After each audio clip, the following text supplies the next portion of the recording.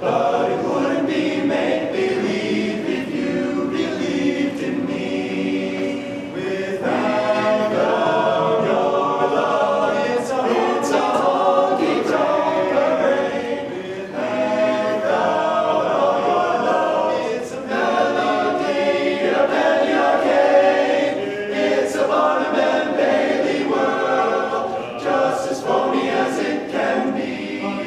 But it wouldn't be make-believe if I had all your love. It's not make-believe. I've got all your love.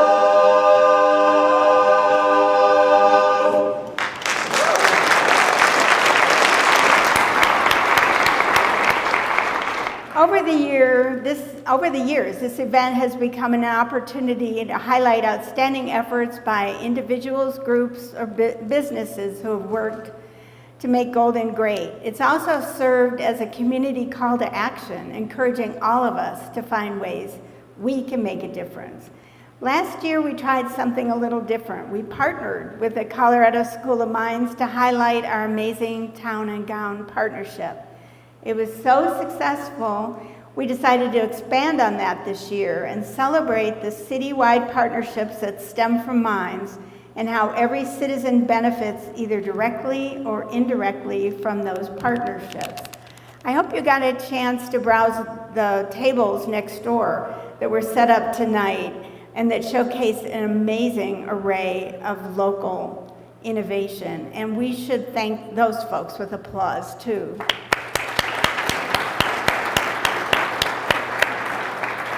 Now, let's take a look at a video which gives us a few more examples of the type of work we're here to recognize.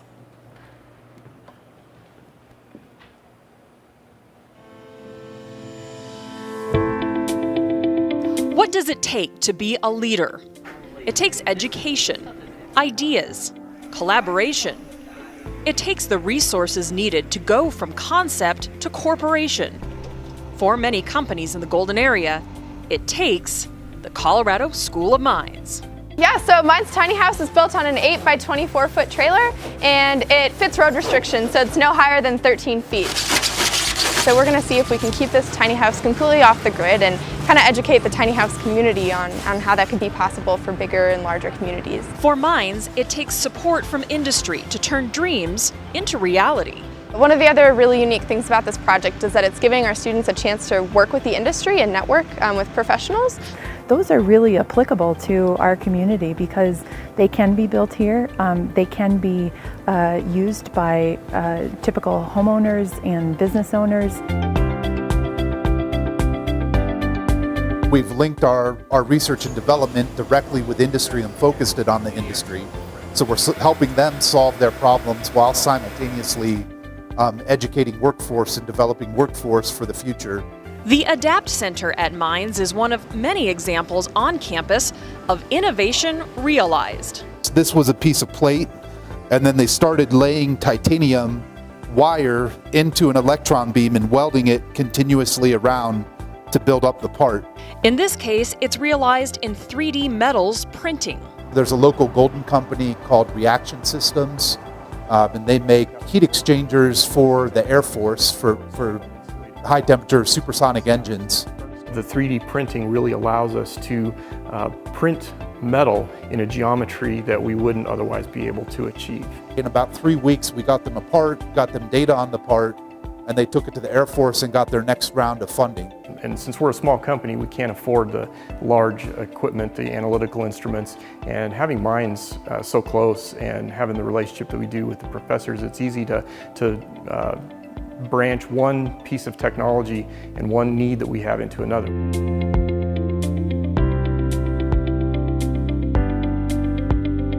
We're here tonight to celebrate the amazing achievements of the Thorson first year honor students in their... We were on the topic of sustainable transportation, so increasing the bikeability and walkability of Golden. They've been in a year-long class. A class of freshmen. Certainly not a class for dummies. We give them real-world design challenges that they have to solve. So this is a magnetic strip reader system, similar to that on a credit card.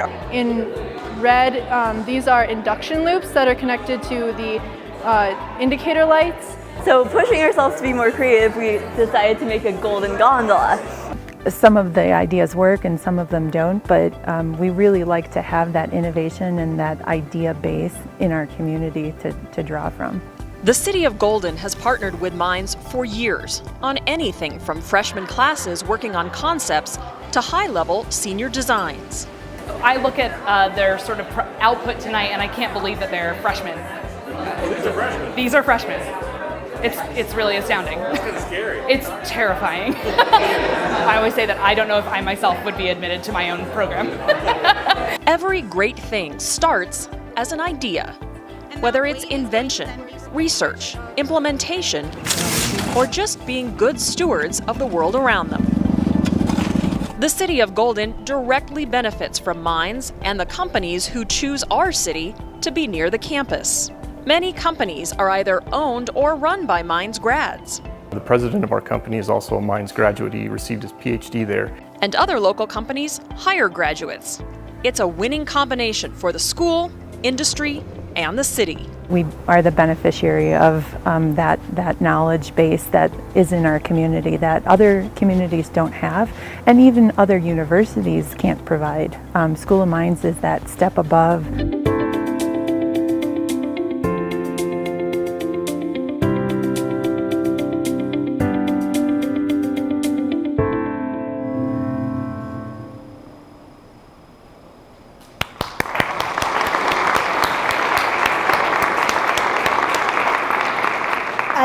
Above for Minds and our community. And I don't know if those of you who have been watching the 6th and 19th Street intersection, it's now open, and 8 of the engineers on that construction site were Minds grads, and they took every effort to make it perfect for the School of Minds for the City of Golden. We are completely fortunate that we have the School of Minds here. Now, in just a bit, we will hear from a speaker who's very familiar with the importance of attracting and retaining industry to a city like Golden and for the entire state. Luis Benitez, we look forward to hearing from you soon. But first, we will honor some special people with the Mayor's Awards of Excellence. The first 4 awards will go to individuals, nonprofits, and companies who've made a difference in Golden. The last award will go to a group that demonstrates the amazing connection between Minds and our city residents, in fact, the youngest residents. And so they've done that in a very unique way. The Mayor's Awards for Excellence are presented annually to individuals who have made exceptional contributions to our community. Some of the qualities that the selection committee looks for include an ability to take initiative, exercise leadership, create community value, and serve as a role model. Each year we get more and more and more nominations for these awards. As the popularity of the event grows, so does the number of citizens we hear about who are doing great things here. Our selection committee spent a long time this year narrowing down the impressive list of nominees. The committee members will introduce each of our winners and explain why they are getting the award.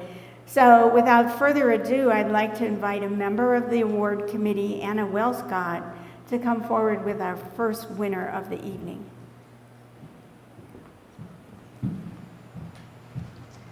Thank you, Mayor Sloan. Can I invite the Golden Giddyup? Oh my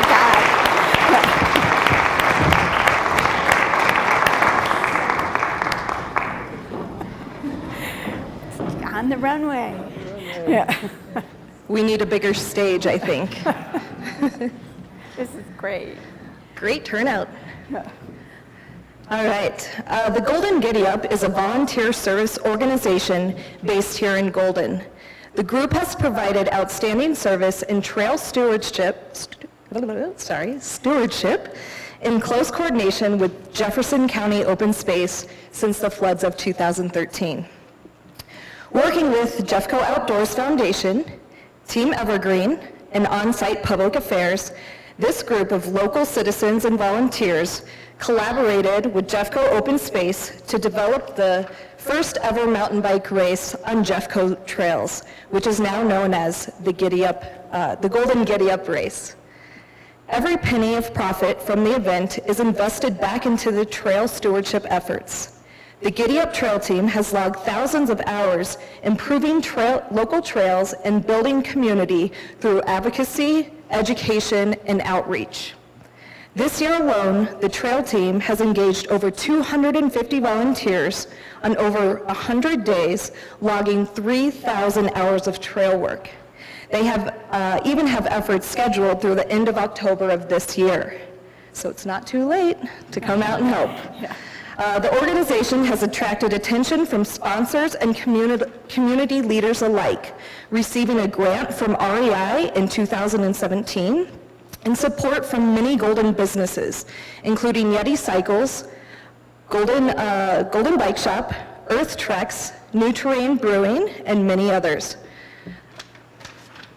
For its efforts in finding ways to positively impact the community and engage citizens in proactive and productive stewardship and civic participation, the Golden Giddyup receives a 2017 Mayor's Award of Excellence. Congratulations. Thank you.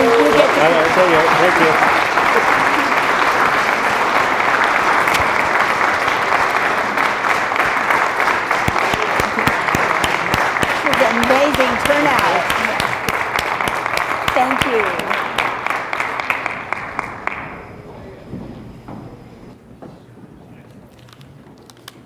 Everyone an award winner. Thank you all for being here. And thank you, Anna. Our second winner will be presented by committee member George Stern.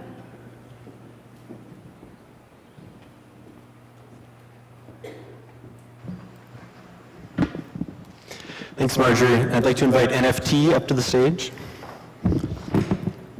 Do you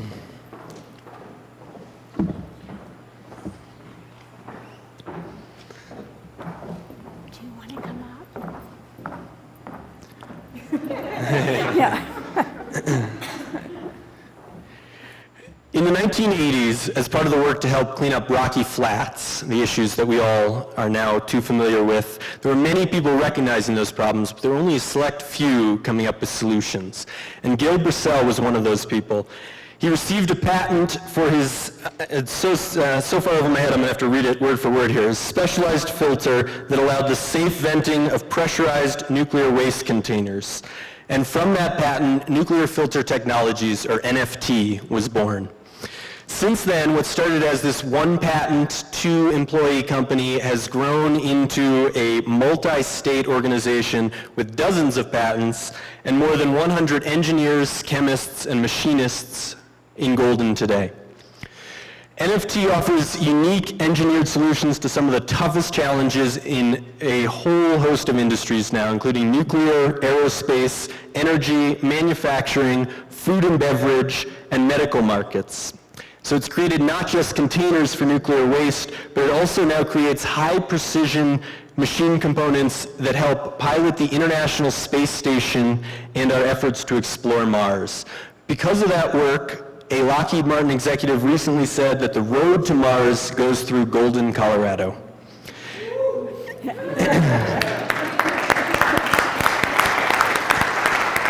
And it's not just Lockheed that's taking note. NFT recently got national attention from the Fox Business Network in a national broadcast, calling it a manufacturing marvel and one of Colorado's top private companies.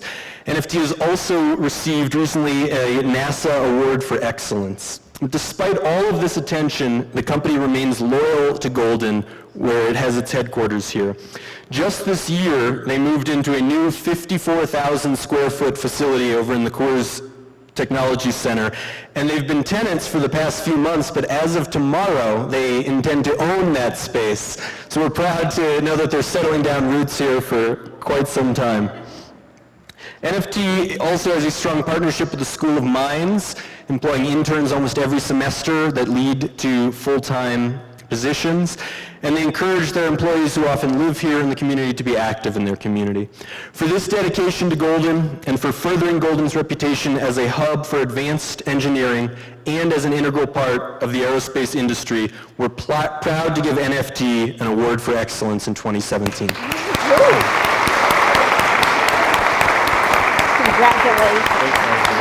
Thank you, guys.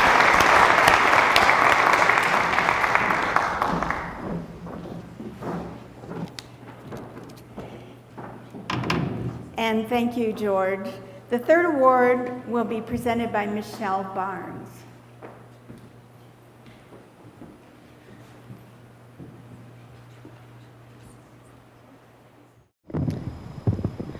Okay.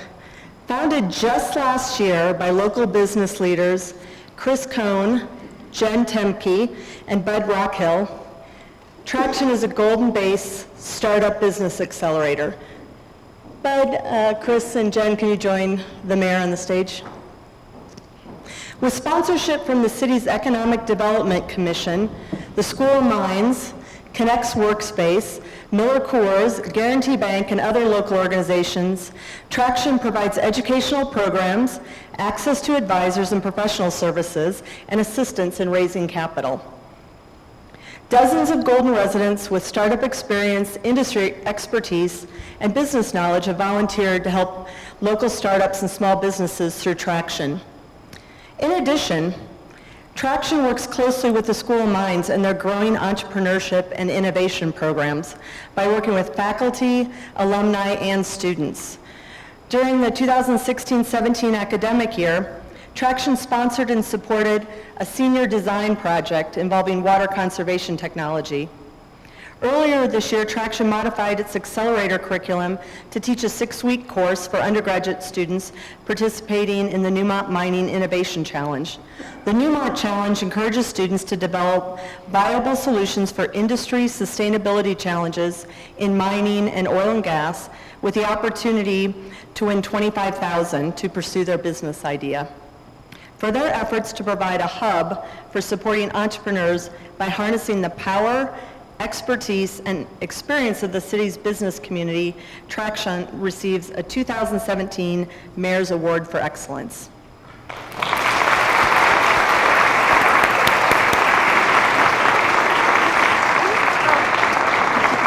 Thank you. Congratulations.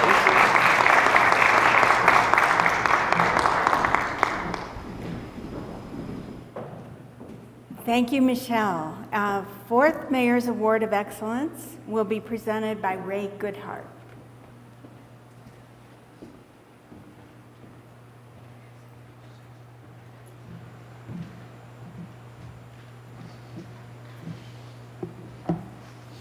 Thank you, Mayor Sloan, Suzanne, Susie.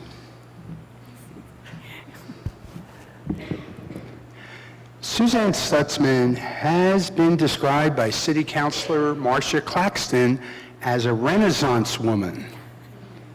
An active community member for many years, she has served on several boards and commissions. After 8 years on the Golden Planning Commission, she is currently serving on the Golden Historic Preservation Board. When I asked her what her proudest accomplishment was, however, Susie did not hesitate in citing her integral role in relocating the Golden Optimists Bicycle Recycling Program to the Connections Learning Center next to the post office on Johnson Road.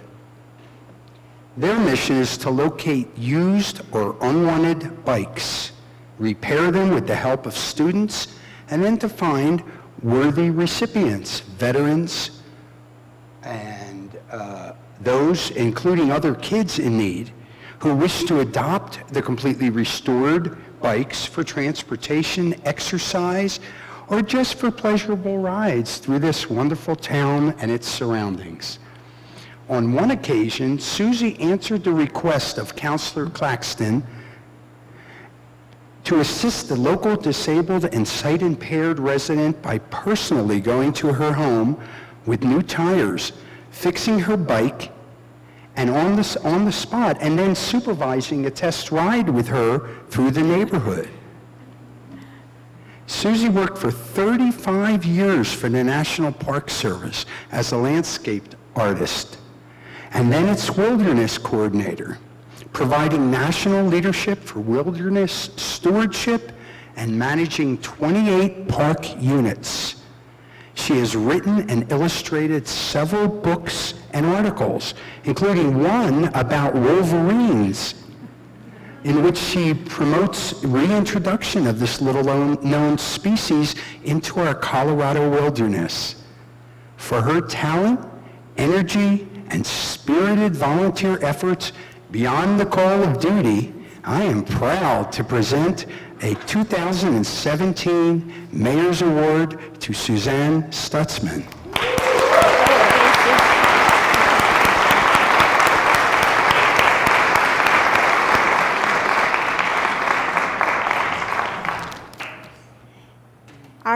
Thank you, Ray. Our final award of the evening is a special version of the Mayor's Awards for Excellence called the Goldmine Award.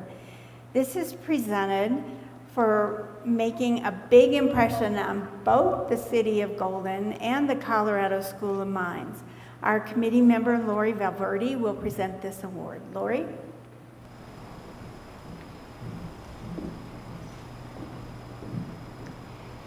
Could I ask the Deck Tech team to come up?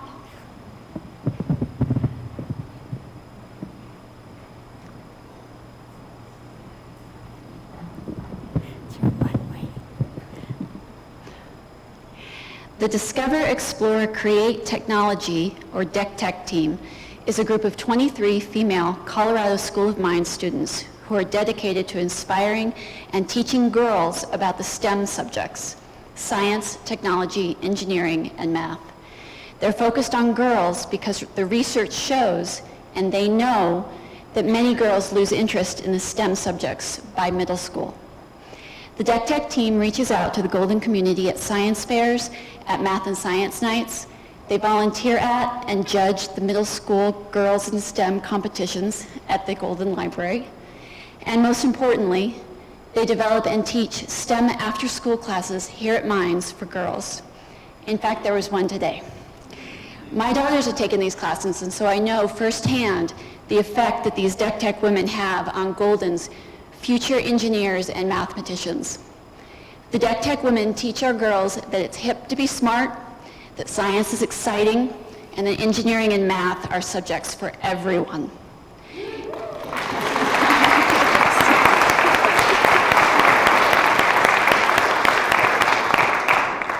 Because of their outreach to the Golden community and their partnership with our schools, and because after all, they're paying it forward, the Deck Tech team at Colorado School of Mines is the 2017 Gold Mine winner of the Mayor's Award for Excellence.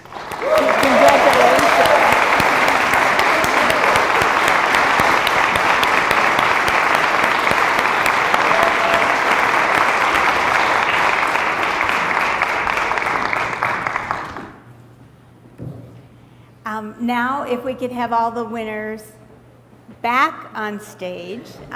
Joining us is Jerry Peiffer, the Director of Constituent Services and Outreach for the office of our Congressman Ed Perlmutter. She has a special presentation for all the award winners. Jerry? Yeah, thanks.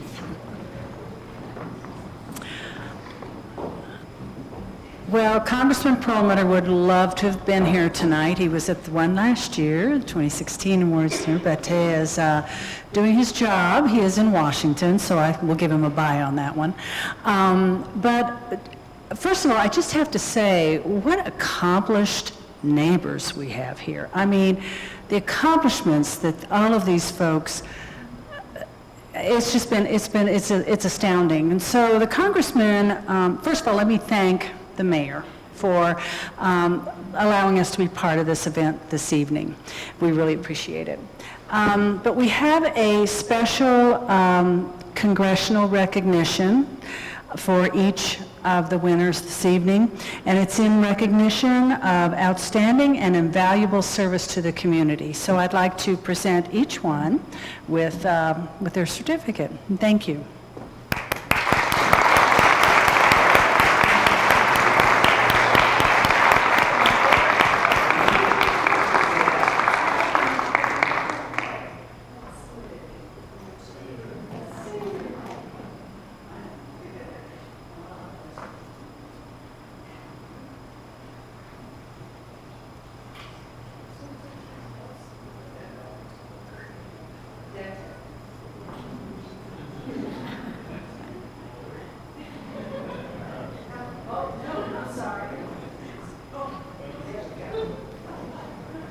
Okay, let's have a final round of applause for our great award winners.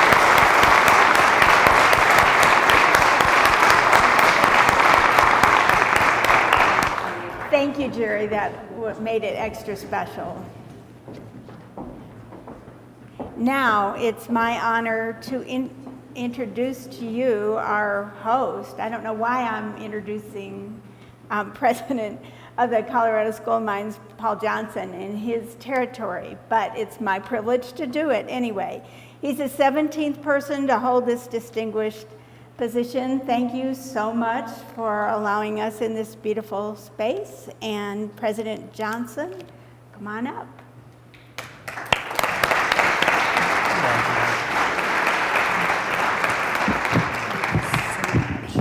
We bought this microphone thing just for me when I got here, by the way. First of all, hey, welcome everyone tonight. Really glad to have you here at Mines.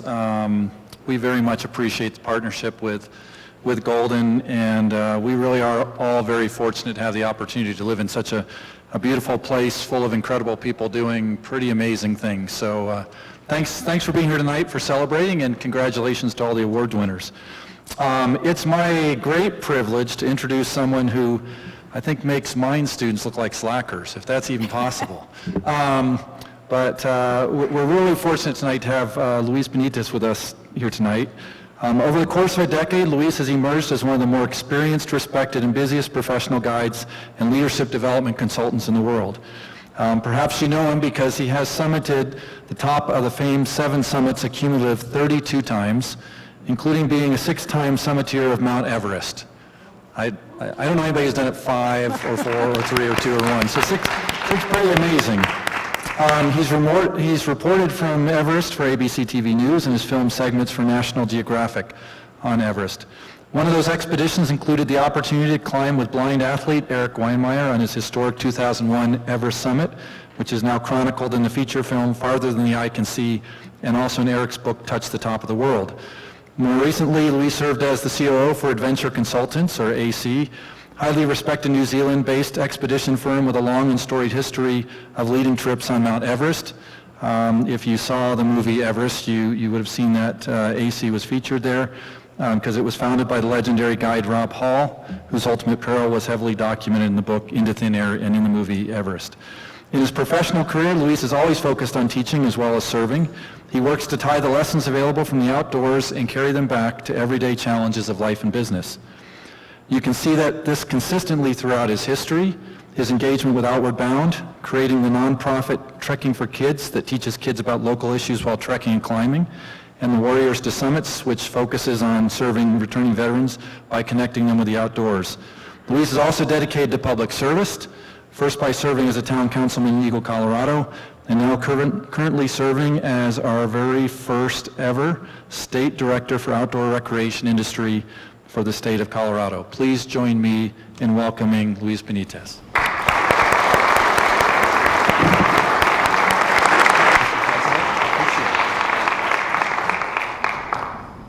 Thank you. Hi, everybody. Thanks for staying awake for a little bit longer. I appreciate it. President Johnson, Mayor Sloan, thank you for having me. President Johnson, I just have to tell you a brief story really quick. All of you will appreciate this.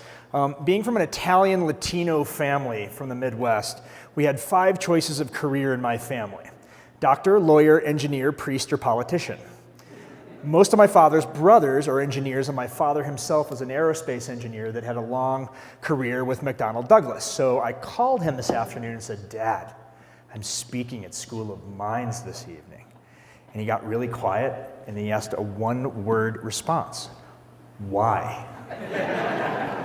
So I'm pleased to be here tonight. I really appreciate the opportunity to talk about innovation and the outdoor industry, because I would argue, regardless of whatever it is that you do for work, we're attached to this intrinsic value that we have as Coloradans. So I know the Giddyup crew is going to skew this question and answer session for a second, so bear with me. How many people in the room mountain bike? Yeah, see, I knew that was going to happen. How about raft? How about stand-up paddleboard? I know there's somebody out there. Okay, how about ski? Snowboard? There you go. Climb? Mountaineer? Congratulations, you're all part of the outdoor recreation industry.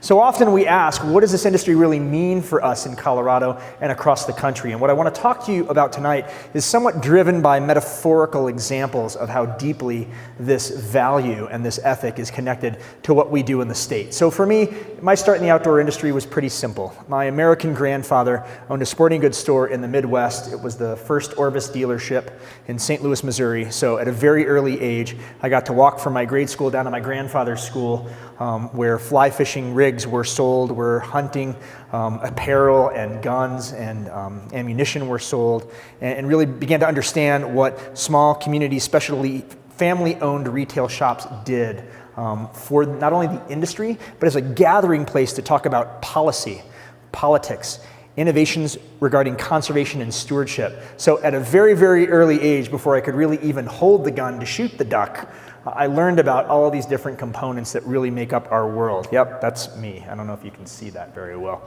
And then that led to coming here to Colorado. I often credit Mark Udall, who at the time was the executive director of the Colorado Outward Bound School, for actually bringing me to the state and giving me my first job at Outward Bound. And Michelle Barnes, another former boss at Outward Bound, is actually sitting in the audience tonight. And you know, I think this is inherent, again, in this ethic that we have around innovation and entrepreneurship within Colorado. You know, their motto is borrowed from Ulysses. So if any of you are poets out there and you know Alfred Lloyd Tennyson, to serve, to strive, and not to yield is something that I often think about in all of my outdoor adventures. But yet it's pretty simple of how it ties to innovation, how it ties to the way we like to do business. We go out and sometimes punish ourselves in the outdoors to really understand how to open our eyes a little bit wider to what's possible. And to President Johnson's wonderful introduction, this journey did in fact lead me to Everest. And after spending about a decade guiding on the 7 summits and running an international company, the lesson that it left me with is simply this. These questions that we ask ourselves around the outdoor industry, not only as an economy, but as a preservation of natural resources, are ubiquitous around the world. Sherpas ask the same question about this mountain. How will we provide for our families? How will we protect this resource? How will we achieve the correct level of education to do the things that we need to do well? And so looking through that lens, you know, sometimes you make smart choices, sometimes not so smart choices. This is actually a picture from the summit of Everest with the new CEO of Adventure Consultants on the left, me in the middle, and our CFO on the right. And after summiting Everest, we got back down to high camp at 26,000 feet, and we called our director of marketing back in New Zealand on the satellite phone, and she screamed at us and said, "What the heck are all of you doing summiting Everest on the same day? Haven't you ever heard of corporate governance? That's a really stupid idea." So, you know, oftentimes that passion for the outdoors leads us to push it just a little bit further and to do things that we really didn't think were ultimately possible. But we learn these examples and these lessons, sometimes the easy way, oftentimes the hard way, don't we? And we carry that magic back, I think, into our everyday life and the things that we do. So the mission for this office for the state of Colorado is pretty simple. It's to bring industry, communities, and people to come to life through Colorado's great outdoors, to champion that process. We are the second state in the country to have this office, but by January, there will be 8 states to have this office. And by next July, 13 to 14 states will actually have this office. So when you think of other economies that states support, like agriculture, aerospace, all the different components that make us who we are, it's just a recognition that the outdoor industry is a significant driver of jobs and an economy within our state. And you know, the definitions of that economy are rapidly changing. Now, I know there's a lot of mountain bikers in the room, but if I would have asked you 20 years ago how you define mountain biking, it probably wouldn't be from the picture in their upper left-hand corner, correct? Right? No full suspension rigs. When you went mountain biking on the hard frame, on the hard tail, it felt like you needed dental surgery when you were done. And we used to call that fun. But yet there's a whole generation saying and identifying that this is what mountain biking is all about. And of course, those of you that are from here in Golden recognize the Apex Trail, one of my favorite trails out there. And those definitions, you know, in the context of changing, we show up with baggage when it comes to innovation and entrepreneurship. And I want to give you an example. So the kids in the upper right-hand corner, I went to visit this camp last summer, and I walked up on these kids that had paddles out. They were talking about safety on the water, and they had their life jackets on. How many people in the audience learned how to paddle in an old aluminum Grumman canoe? Anybody? Right? Your butt got black, your hands got black from the aluminum. If it was 90 degrees outside, the aluminum was actually 127 degrees and melted your skin. If it was really cold, it was sort of the opposite. It was awful. But when I saw these kids, that was my baggage that I showed up with. I also learned how to paddle in an old aluminum canoe. And so I walked up to this group of kids and I said, "Oh, this is great. You're learning how to paddle. Where are your canoes?" And the little kid with the yellow hat turned around backwards, looked me square in the face, and kind of shook his head and said, "Canoes? You mean like the Indians? You mean like the Native Americans use, right? We're not learning how to canoe, we're learning how to stand up paddleboard. My dad sups, and we're gonna learn how to sup." Now, if I would have told you 5 years ago with $450 you could walk into Costco and without any swiftwater rescue training buy an inflatable surfboard and go paddle down any river in the state, you probably would have told me I was nuts. Yet here we are in the midst of a multi-million-dollar booming industry for stand-up paddleboarding. Communities all over Colorado are engaging their river corridors, creating whitewater parks to fill this potential gap for economic development. If that's not innovation and the utilization of natural resources to teach the next generation, I don't know what is. Now, the picture on the bottom right, I know you can't see it up here, but you can see it on the screens up above. There is this bluegrass band that plays in Eagle quite frequently. And people often talk to me about, gosh, we do so many amazing things. If we just had a bigger marketing budget, if we just had an opportunity to share our story in a deeper way, if we just had more money to talk about innovation. This band has a little piece of cardboard and they write on it, "Wish you were here." And they give a Facebook page, a Twitter feed, and an Instagram handle. They get more hits and more press with people holding up this piece of cardboard saying, "Wish you were here." Why? Because I would argue, being Coloradans, everybody wants a piece of what we have. They want that quality of life. They want to buy into that lifestyle that we all hold so precious. And it's not just a one cool dude or gal showing up to do crazy things like stand-up paddleboarding. It is families that are now starting to come and figure this out. I was talking to a mines professor a couple of months ago about this burgeoning economy, and she shared with me very simply, and this blew my mind, yeah, we have a couple of spare parts back in one of our labs, and we're building a stand-up paddleboard rack that sort of has a hydraulic lowering system so we can load our boards and don't have to exert ourselves putting them up. And this person was doing this in their spare time to figure out how to capitalize off of this economy.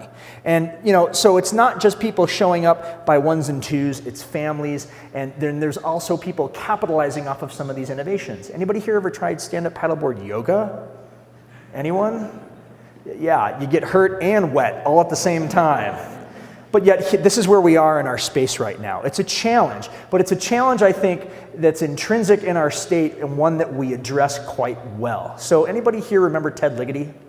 The ski racer, yeah, one lone hand in the back. So Ted was really well known for one thing in the racing community, and he was kind of notorious for it. As parabolic skis came into fashion, the hourglass skis that were apparently made to help people get better at skiing, they were becoming all the rage in the rental industry. They were becoming all the rage for people that were building new models, and Ted decided to start racing on parabolic skis. And the race committees all over the world said, no, no, no, no, Ted, you're cheating if you ride those boards. And so you're not allowed to use them.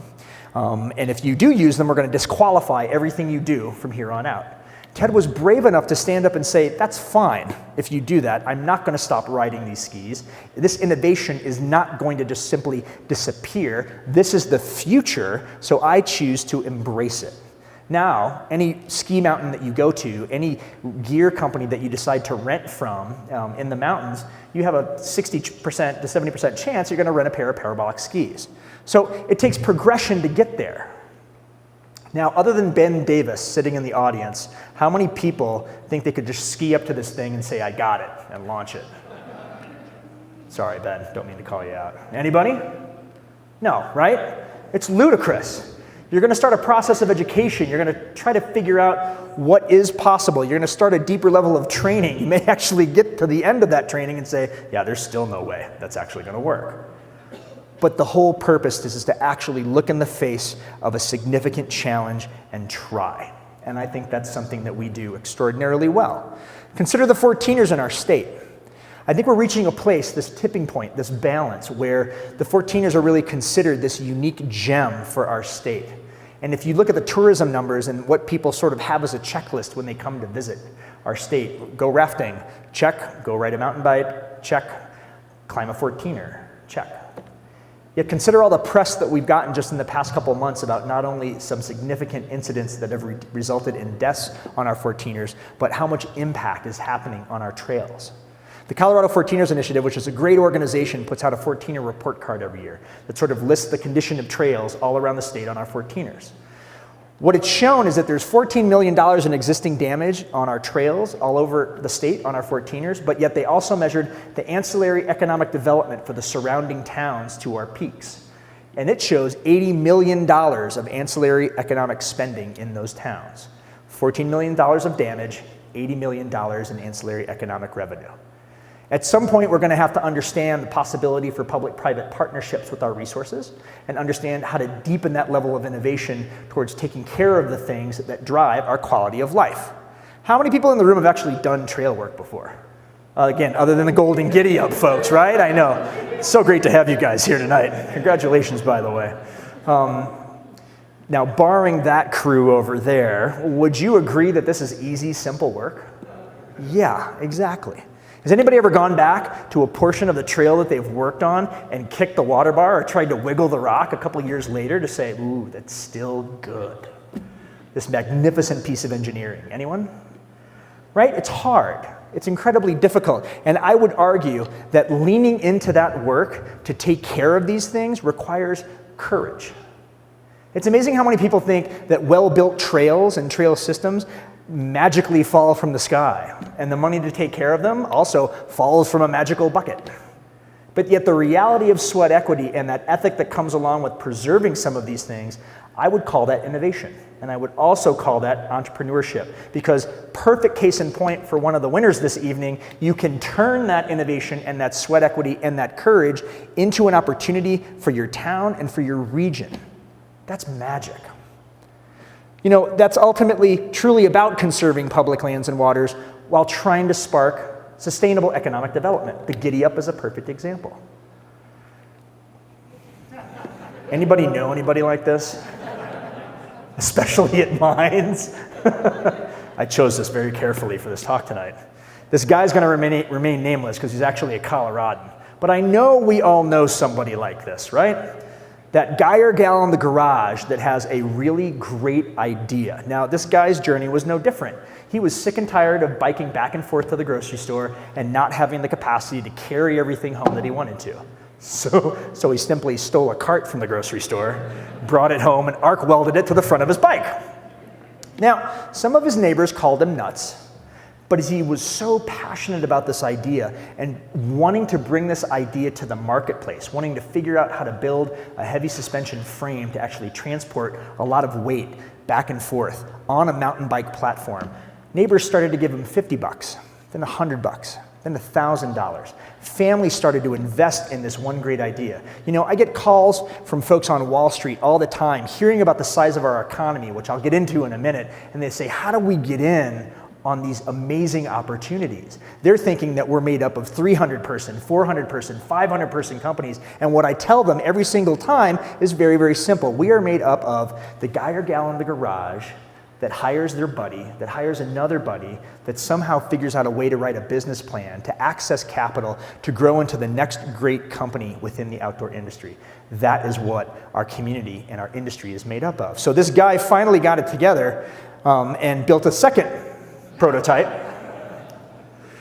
And this one really didn't make it any further than this. And you know, it speaks to the motorized community, but you know, you saw all those hot little sidecars out there and took the remaining parts of that grocery cart that he stole and put a car seat in it. And we told him at this point, we had an intervention and said, listen, stick with the bike idea. Let's leave the sidecar alone. So some ideas are too far, some ideas are just right, and eventually what you could land on is magic. So what this gentleman actually was able to create was a full suspension, heavy suspension, fat tire, mountain bike, e-bike. And the first 4 that he built, he actually donated to trail groups, just like Giddyup. So note the chainsaw beer combination on this bike to actually do trail work because he believed so much in that opportunity. And it can also lead to things like this.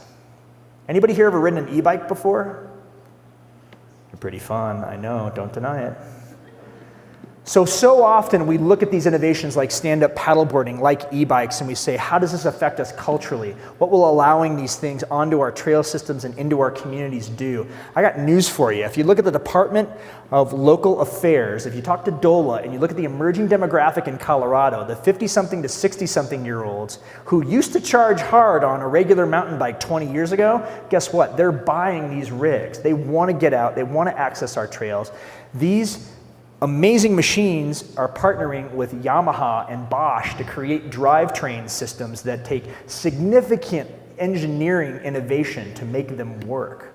We managed to recruit this company to Colorado, Hi-Bike, which is the largest manufacturer of e-bikes in Europe, to Denver because they really see this as ground zero for asking some of these innovative questions.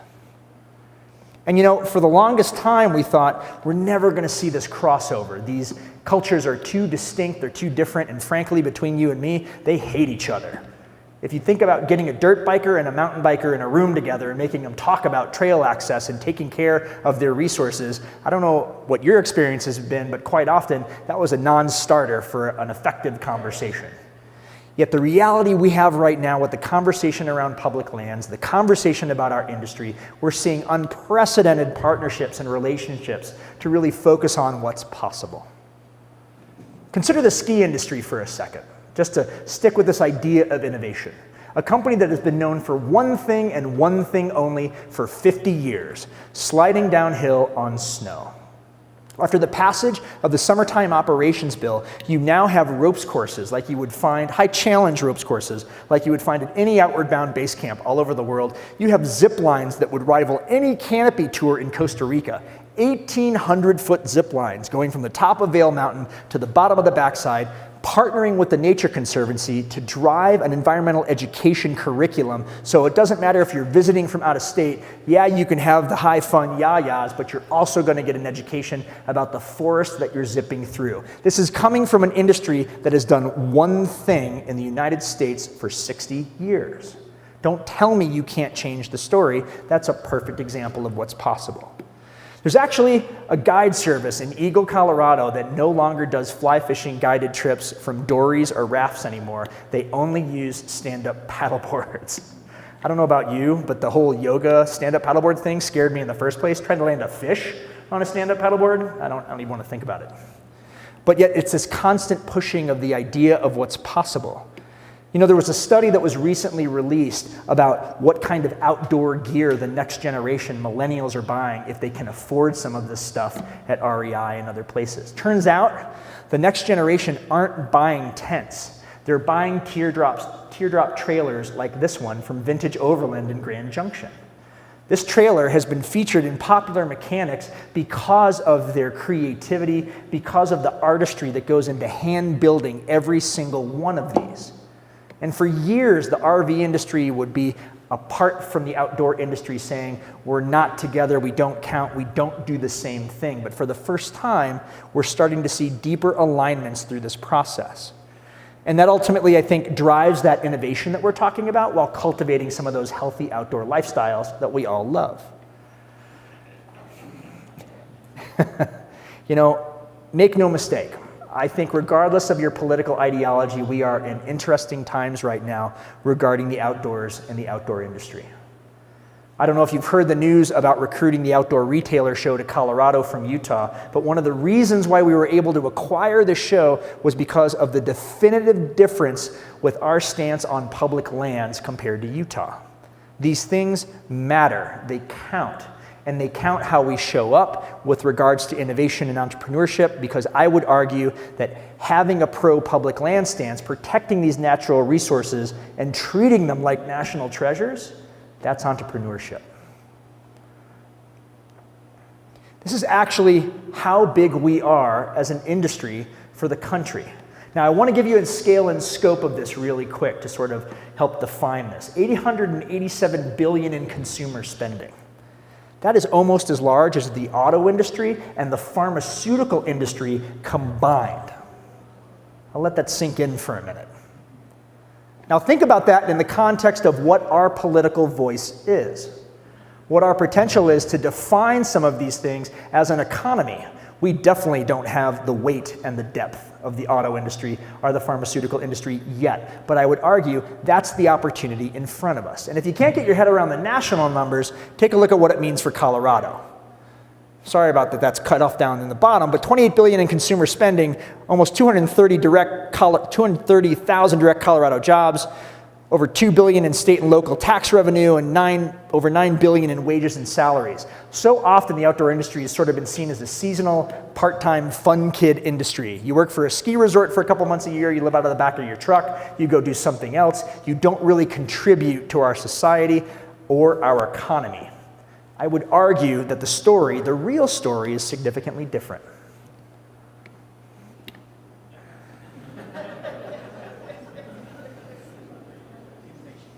I heard that.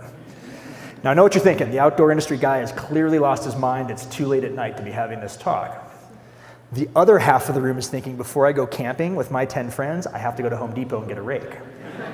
Because that is genius. How do you cook dinner for 10 of your friends instantaneously? That's it. That's perfect. You know, Steve Jobs, it was interesting that we had a quote from him earlier this evening, and I'm sure a lot of you in the room know this. He had one question of all of his engineers that were starting at Apple. He would sit everybody down in a room similar to this, and he would say very simply, in your process of thinking about what's possible, do you have that one idea that today everybody calls crazy? That one idea that today everybody's going to look at you and say, it's impossible, it can't be done. And in 10 years, will someone turn around if you pursue that idea relentlessly and call it genius? That's truly, I think, how we define some of those opportunities here in Colorado. And that really is investing resources towards workforce training while deepening educational opportunities. Mines could not be a better example of what's possible given the amazing innovation that we just saw in the other room tonight. You know, looking at our valleys and our mountains across the state, I'm often struck with just how fragile and precious they are. Does anybody know where this valley is? Take a guess. I heard Vail, Telluride. How about that one? I'll keep flipping back and forth. Yeah, that's actually Chamonix Valley. The Chamonix Valley in France. Good eye. But yet that's actually the Vail Valley here in Colorado. I just want to close with a couple of key points that, again, these things that we're talking about, they're ubiquitous all over the world. Other communities are asking the same questions about their economy, about their resources. And I would argue that the conversations we're having in Colorado right now define thought leadership for this space. And you know, when you really think about what it's worth, it was really great to see a couple of little ones in the room tonight, because that truly is the opportunity. It's not about us anymore or what we're capable of. It's what we're leaving as an opportunity for them. So thank you very much for your time tonight, and enjoy the rest of the evening.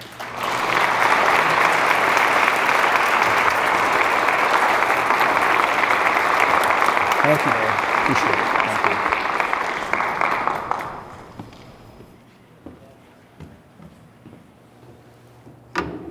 I was so entranced with that talk that I was just going to sit there and wait. But it's my job to bring this evening to a close. And I'd again like to thank the nominators of the awardees and the members of the committees who worked hard to identify tonight's winners.